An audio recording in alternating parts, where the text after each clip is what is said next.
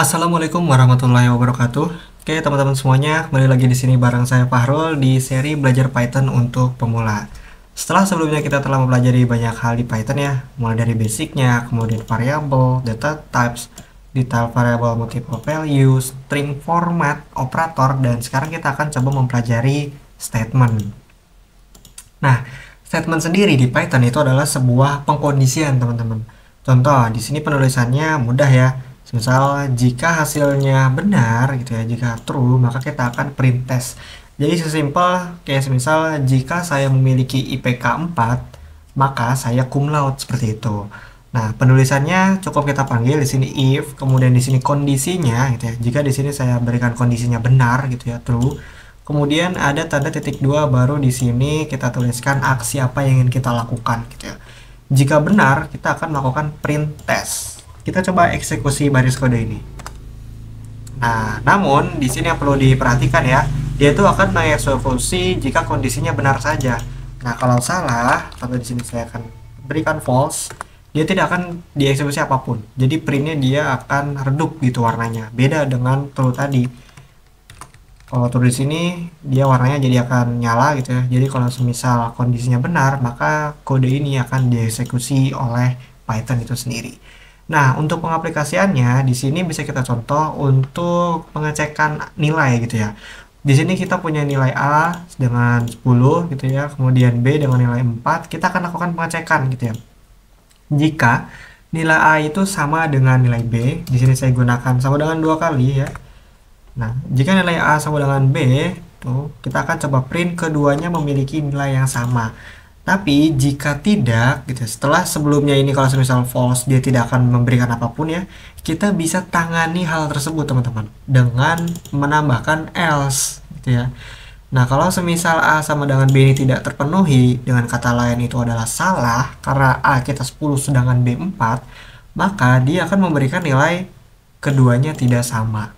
Kita coba eksekusi dulu baris kode yang ini.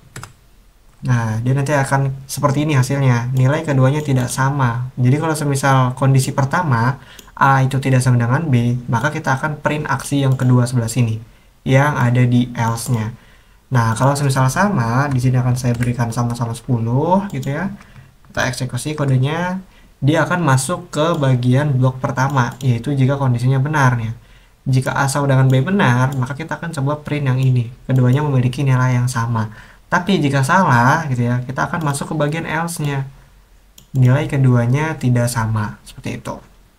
Nah, ini kan kita baru nyoba satu kondisi ya. Jika A sama dengan B. Nah, kita juga bisa menggunakan banyak kondisi, teman-teman. Yaitu kita perlu menambahkan elif. Gini ya. Jadi setelah kita melakukan aksi untuk logik pertama ataupun kondisi pertama, kita bisa menambahkan elif untuk menambahkan logik ataupun kondisi berikutnya dan seterusnya gitu ya. Terserah mau berapa kondisi itu juga boleh. Contoh di sini saya mengadopsi untuk logik penilaian gitu ya. Jika di sini saya memiliki nilai 90 gitu ya.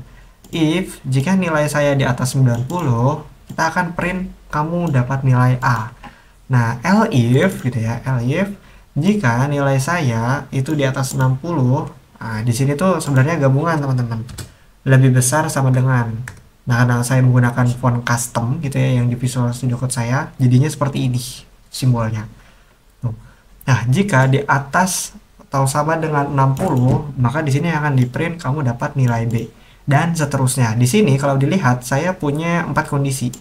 Ya, ini kondisi pertama, ini kondisi kedua, kondisi keempat, dan ini kondisi ketiga. Terakhir, ini adalah default value-nya, gitu ya. Jika keempat kondisi ini tidak terpenuhi, maka dia akan lari ke sini nih. Else-nya di sini saya kasih pas. Pas itu dia tidak memberikan apapun. Jadi kosong aja. Kalau sebelumnya di sini else-nya kita kasih print, terus dia akan masuk ke sini ya, nilai keduanya tidak sama. Di sini kalau kita berikan pas, dia tidak akan memberikan apapun, gitu ya. Contoh di sini kita akan eksekusi untuk nilai saya 90 dulu. Nah, dia bakal dapat nilai A, kemudian kalau saya berikan 75 gitu ya, dia dapat B. Saya kasih 20 gitu, apa yang terjadi? Pas. Karena apa? Batasnya adalah di atas dari 30 gitu ya.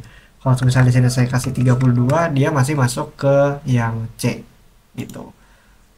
Oke, oh ini ada yang kembar, aturan contoh di sini 10 gitu ya. Jadi kalau semisal nilainya sama dengan 10 gitu ya, contoh saya berikan 12 gitu, dia dapat nilai D. Sementara jika nilainya itu tidak ada gitu ya, kosong, gitu, kalau nggak nilainya 1 gitu, dia tidak memberikan apa-apa.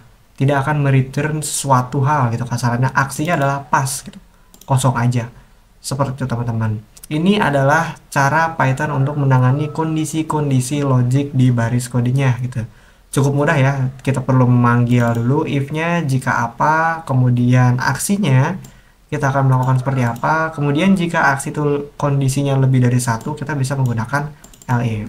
Dan yang terakhir di sini untuk L sendiri itu adalah default aksinya gitu. Jika kondisi-kondisi yang di atas ini tidak terpenuhi, maka kita akan melakukan apa gitu. Kita lakukan sesuatu apa untuk logik kita itu, teman-teman. Kasarannya seperti itu ya. Mungkin untuk bagian statement memang cukup simpel, namun di tutorial kedepannya kita akan coba pakai statement ini gitu ya, agar lebih mungkin dinamis lah untuk segi pengkodingan dan juga logiknya. Bagi teman-teman yang punya pertanyaan ataupun masukan dan juga saran, boleh langsung komentar saja di bawah. Semoga tutorial kali ini bisa bermanfaat dan wassalamualaikum warahmatullahi wabarakatuh.